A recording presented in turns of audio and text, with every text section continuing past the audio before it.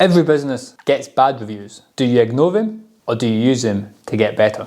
Welcome back to Josh Uncut. Today we're cutting to, is the customer always wrong or are they always right? Today I'm going to share with you some of the worst reviews we've had in the last 60 days. Some of them are shocking. So the famous saying, the customer is always right, that's long been debated, and it actually came from Harry Selfridge, who set up Selfridges. He said, the customer is always right in the matter of taste. And that means if a customer wants to buy something, it's not your decision to say if that's right or wrong. But over time, customers have now changed that saying to, the customer is always right. We're going to find out.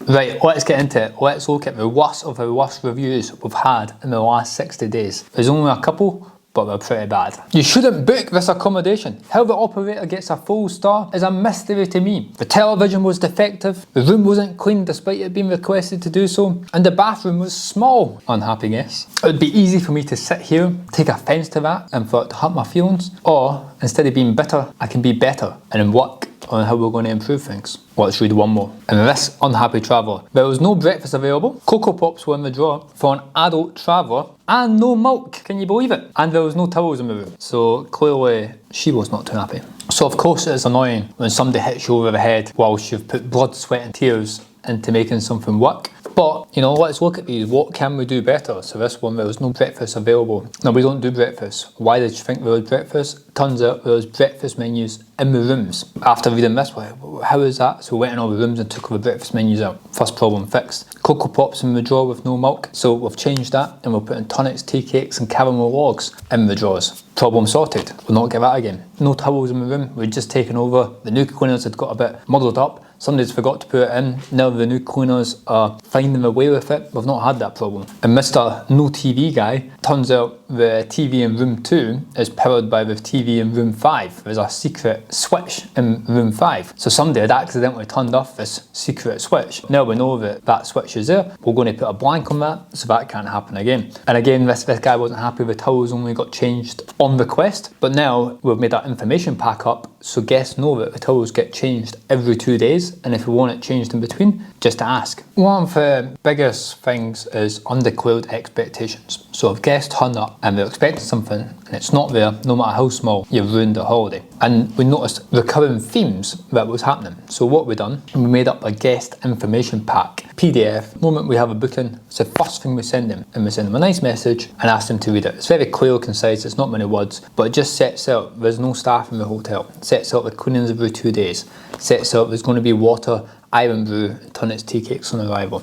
Sets out there's coffee in the room. So we all know what to expect before we get here.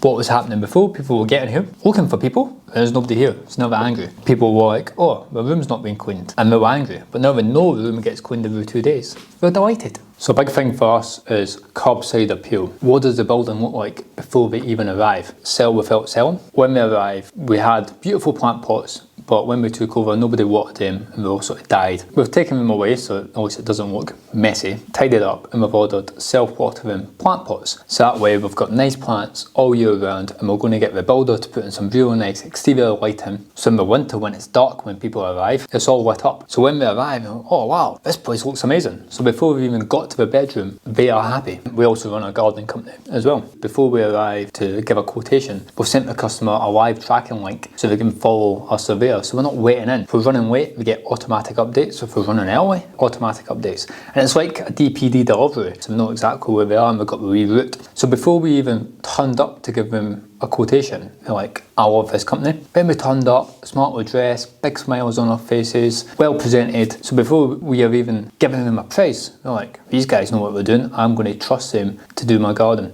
Creating businesses that people know, like and trust. If you can do those 3 things within your business, you're on for success. There's 3 main categories I would put reviews into. Undeclared expectations. So that's you've not done a good enough job to let the client know what we're booking before they arrive. Operational oversights. So you've messed up and not put something in the room that should have been there. Or you've just screwed it up and it's all just went haywire. So for example, this guest here, 5 out of 10 back in July, no service, took 20 hours to get some tea bags. He's sort of exaggerated the full extent of that story, but the point was we never put enough tea bags or any tea bags in his room, and he was not happy. Now that's just an operational oversight because the cleaners went to put the tea bags in the room. Again, we're now into the swing of things, and that sort of stuff isn't happening anymore. And that's just one example of how one tiny thing can bring down your average score on these sites, and then people are going to be less likely to book you. So getting this right for like 99% of the customers is so important. So here was an example of how we've turned a dissatisfied customer into a future satisfied customer. So when we first moved in, we were getting complaints left, right and centre that the front of the building was too noisy, people couldn't sleep. Some American even turned up. She sat down for 20 minutes and left. She was like, this is way too noisy, and booked somewhere else. So we had to fully refund her, and we lost one night booking. This is not on. So we just ordered 400 earplugs from Amazon, all the rooms in the front of the building, earplugs next to the bed, bada bing, bada bosh, not been a complaint since. So we've turned all those bad reviews and just wiped them off Booking.com. If you're taking money off people, it's not about what you want, it's about what they want. So when you see these bad reviews come in, don't be stubborn saying they're wrong. Action it.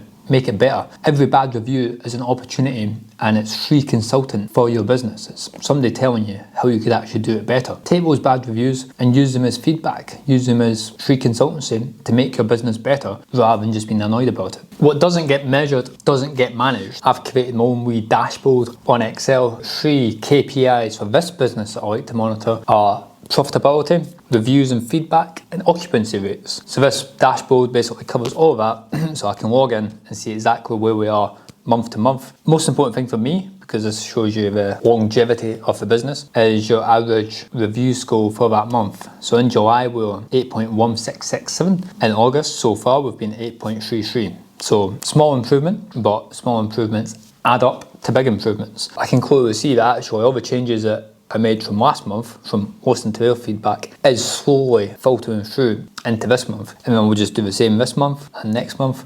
And before you know it, we'll be running the Savoy. Occupancy rate, this is really a measure of how well our marketing is doing only on Booking.com. And we're sitting at like 95% occupancy rate for August, 78% for July. So I know as we start to get the channel manager and the site minder and the PMS all set up, that will be full much easier, much quicker, and it'll be much more profitable because we'll have a bigger pool of customers. A bit like the gardening business, so I was talking about you need to fish in a big pond to catch varied fish. You need to be on a few OTAs to get more bookings. So to round up guys, bad reviews, that's your to-do list. That's for you to action now so that doesn't happen next month. Now I'll be honest, I get a notification on my phone whenever a review comes in and I'm nervous. I'm like, what's it going to be? The last 3 in a row have been 10, so I've been quite happy. But you know, that comes with 5, it just gets you down. The only thing you can do is fix it and make it better. Take your ego out of it, take emotion out of it, be pragmatic. So this can apply to any business that you're running. Use negative feedback to make you better. What doesn't get measured doesn't get managed. So guys, I hope you liked this episode. If you did, give us a like, a subscribe, and hit me up in the comments. See you next week.